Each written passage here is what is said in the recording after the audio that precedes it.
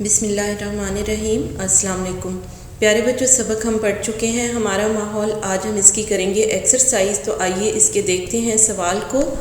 सबक के हवाले से दुरुस्त जवाब पर गुड का निशान लगाइए। जी बच्चों, यहाँ पे कुछ जुमले दिए गए हैं और उनके नीचे चार ऑप्शंस मौजूद हैं। दुरुस्त ऑप्शन को हम टिक कर देंगे।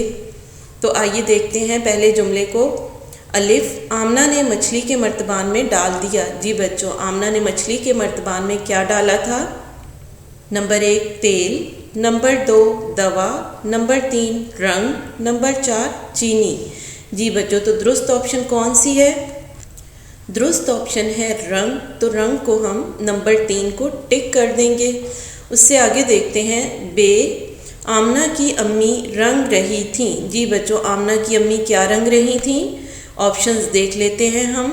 नंबर 1 चादर, नंबर 2 दुपट्टा, नंबर 3 कमीज़, नंबर 4 टोपी। जी बच्चों, तो दुरुस्त ऑप्शन कौन सी है? यहाँ पे दुरुस्त ऑप्शन है हमारे पास दुपट्टा। तो नंबर 2 को हम टिक कर देंगे। उससे आगे देख लेते हैं जीम, शोर की आलूदगी होती है। जी बच्चों, इसके नीचे भी हमारे पास 4 ऑप्शंस मौजूद हैं। इनमें से एक ऑप्शन दुरुस्त है, तो हम दुरुस्त ऑप्शन को टिक करेंगे। आइए ऑप्शन देखते हैं। 1 दरख्त काटने से, नंबर 2 कूड़ा करकट जलाने से, नंबर 3 तेज़ और ऊंची आवाज़ों से, नंबर 4 धुएं से। जी बच्चों, शोर की आलूदगी किस चीज़ से होती है? इसकी दुरुस्त ऑप्शन है हमारे पास तेज़ और ऊंची आवाज़ों से। तो नंबर 3 को हम टिक कर देंगे। उससे आगे देख लेते हैं सफाई का ख्याल ना रखने की वजह से हमारा माहौल होता है। जी बच्चों, सफाई का ख्याल ना रखें तो हमारा माहौल कैसा हो जाता है? नंबर 1 आलूदा, नंबर 2 साफ़ सुथरा, नंबर 3 बीमार, नंबर 4 खुशनुमा।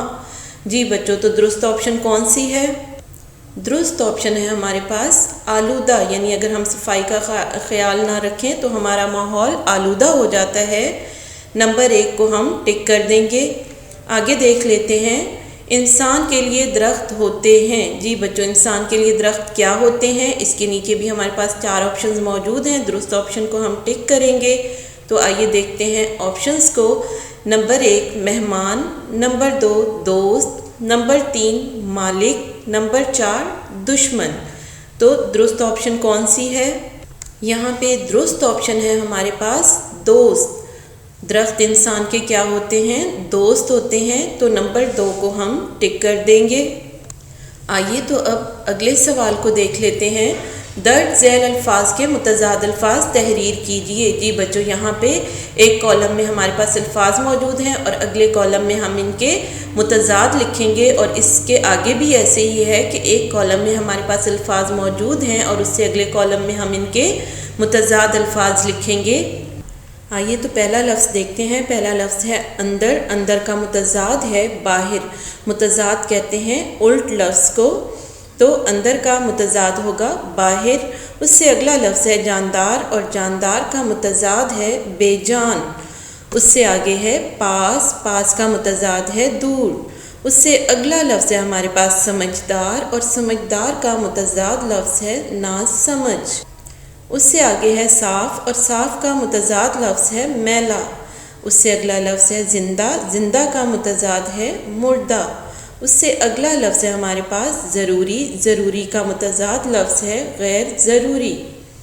उससे आगे है हमारे पास दोस्त और दोस्त का मुतज़ाद लफ्ज़ है दुश्मन। जी बच्चों, ये थे हमारे अल्फाज मुतज़ाद। आज का लेक्चर हमारा यहीं पे ख़त्म होता है। अल्लाह हाफिज़।